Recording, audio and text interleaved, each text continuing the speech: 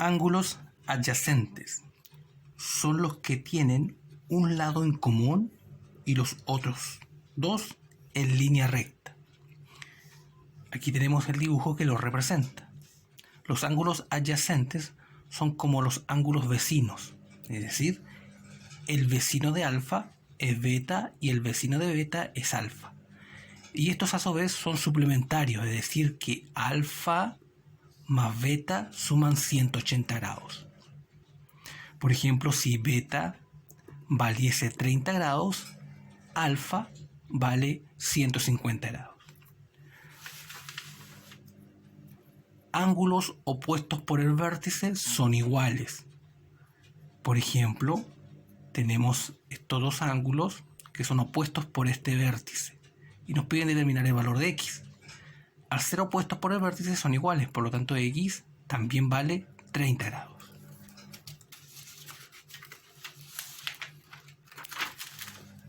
Triángulos.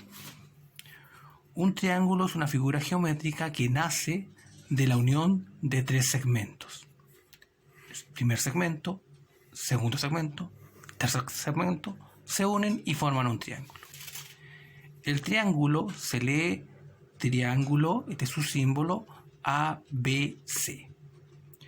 La suma de los ángulos interiores de un triángulo es 180 grados. Es decir, que alfa más beta más gamma suman 180 grados. Por ejemplo, se nos pide determinar el valor de x en el interior de este triángulo. Como sabemos que la suma de los ángulos interiores suma 180 grados, simplemente sumamos los ángulos que conocemos y restamos de 180. 60 más 40 da como resultado 100 y 180 menos 100 da 80.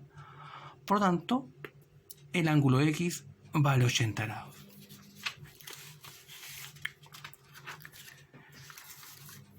La suma de los ángulos exteriores de un triángulo es 360 grados.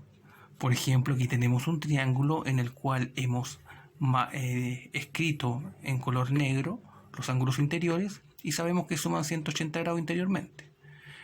Por tanto, el ángulo de 60 grados, su ángulo exterior es 120 grados. Pues recordemos que 120 más 60 en línea recta suman 180 grados. El ángulo exterior a 70 vale 110 grados, el ángulo exterior a 50 vale 130 grados. Por lo tanto, sumamos los ángulos exteriores de los tres vértices, 110 más 120 más 130, y esto nos tiene que dar 360 grados.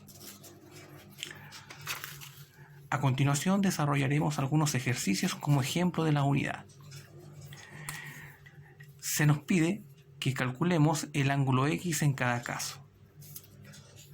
En el ejercicio número 1 tenemos la figura que indica que son ángulos opuestos por el vértice. Y recordemos que los ángulos opuestos por el vértice son iguales, por lo tanto, el valor de x es 20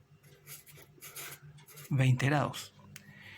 En el ejemplo 2 se nos pide determinar el ángulo interior de un triángulo. Sabemos que la suma de los ángulos interiores suman 180 grados, por lo tanto, lo que debemos hacer simplemente es sumar los ángulos conocidos y restarle 180. 70 más 70 son 140 y 180 menos 140 da 40, por lo tanto el ángulo x vale 40 grados. Aquí podemos observar que se trata de ángulos que son adyacentes, es decir, son vecinos.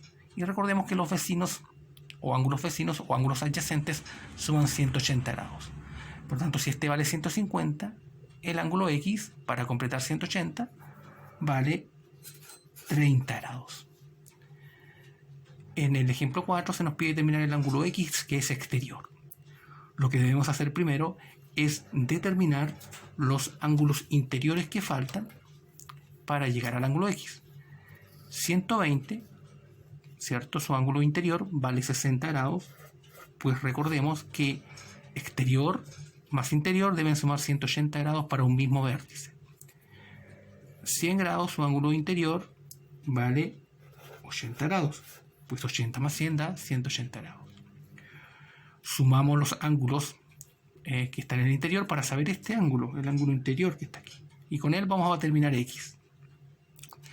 60 más 80 son 140 y lo que nos falta para llegar a 180 son 40. Por lo tanto, este ángulo interior faltante vale 40 grados.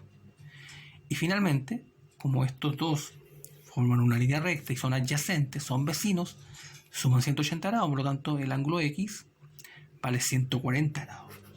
140 grados. Aquí lo vamos a colocar mejor, 140 grados.